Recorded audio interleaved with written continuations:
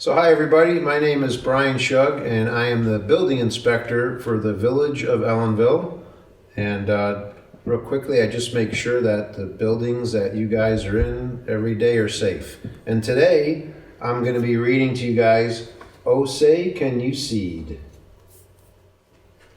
I'm the cat in the hat, and I think that you need to come take a look at this thing called a seed. From the giant gum tree to this very small weed, every flowering plant started out as a seed. Plants are so useful to me and you. Can you think of the ways? I will name you a few.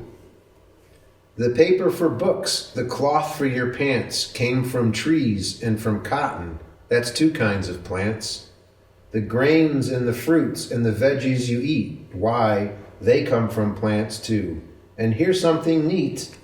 And they show a big basket of goodies and books and paper and some things that they make from seeds from plants. In deserts and woods and rainforests, thick grow plants that can make you feel well when you're sick. Yes, plants serve us well and fill so many needs, and flowering plants all started as seeds. So plants can even make you feel better sometimes. Just what is a seed? You are wondering, maybe. Well, you might say a seed is a tiny plant baby. The best way for you to see just what I mean is to take a close look at a seed called a bean. Like all seeds, a bean comes in three basic parts. Thing 1 and thing 2, please bring on the charts. Part 1 is the first that I think you should know. It's the part that the baby is called embryo. To sprout, it needs food, like you and I do, which brings us to seed part numero 2. It's called the cotyledon. Say it isn't that fun? This bean seed has 2, but some others have 1. Last comes the third part that you need to know. It's the coat, which protects our cute embryo. You see they show the coat, and they show the embryo. To sprout a bean seed, keep it moist but not wet. Keep it covered with dirt, and then see what you get. In 7 or so days comes the part that I love. A root spreads below, and a stem shoots above.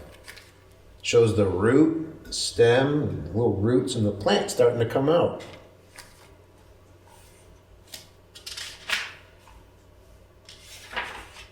Now, in order to show a green bean plant to you, we've traveled in time for some months, maybe 2. Thing 2 calls the part above ground the shoot system. Thing 1 calls the part underground the root system. I'm going to show you so you know what I'm talking about. It shows you the roots and the parts of the bean plant with the flower, stem, the actual bean, they call it the fruit, and the leaf.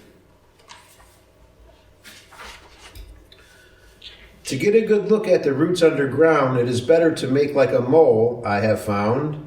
Roots are not pretty, they're twisty and hairy, and some roots even look a bit scary. Roots anchor a plant and help it to stand true. Roots suck up the water and minerals too. And roots keep the soil from just washing away. That's pretty important now, wouldn't you say? We've talked about roots, we've learned about them. Now it's time we've moved on to the stem. The stem is a pipe through which water shoots. It's absorbed from the soil and passed up through the roots. It shoots through the plants, and next, as you'll see, the leaves each turn into a food factory. Just like the rhino's protected with horns, the stem of a rose is protected with thorns. And you see here, it shows the rhino with his horn protecting him, and the rose with its thorns protecting its rose petals. Leaves come in all shapes and all sizes, I've found, some small and some spiky and some big and round. But the thing that all leaves have in common is this: they make their own food by photosynthesis. I'll say this quite loudly. I don't mean to be rude, but let me show you first some of the leaves. Narrow leaves, wavy edges, smooth leaves, but plants are the only living things on Earth that make their own food. To do this, plants need water, minerals, and sun. And that's why the daytime's when food making's done. For your information and also for fun, hop in my shrink upper and let's see how it's done. He's got his shrink upper here. I don't know what he's going to do with that. The leaves take in CO2 through a stoma or pore. It works like a mouth, and that's what it's for.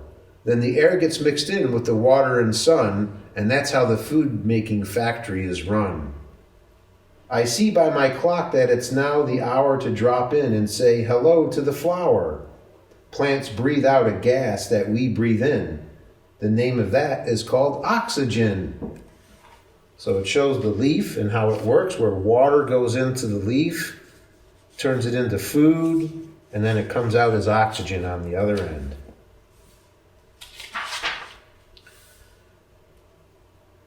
Thing 2 has a chart. He will share it with you that shows what the parts of a flower all do.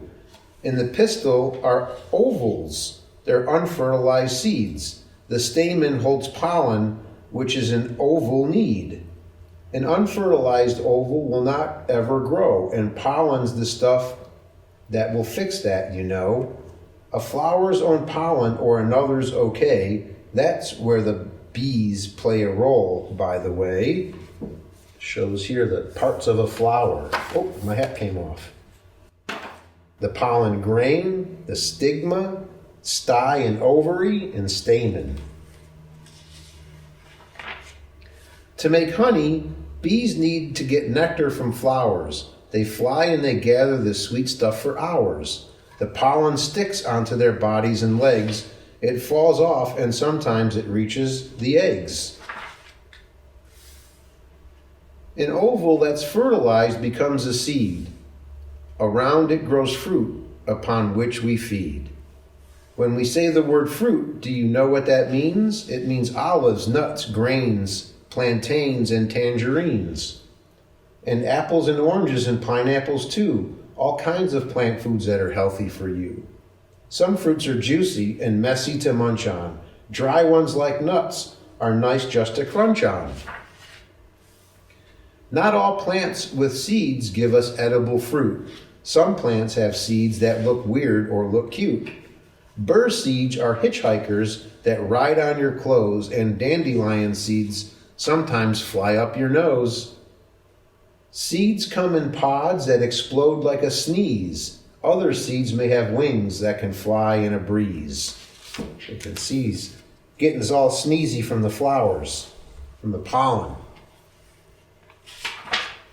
But whether they stick or they blow or they fly, seeds bring us life. And now you know why. I see the sun setting and here comes the moon. Your mother is calling, your dinner is soon. I hope you have learned from my little seed talk, and now I will climb up the giant beanstalk. There he goes, climbing up the giant beanstalk that he planted with the bean seed. The end.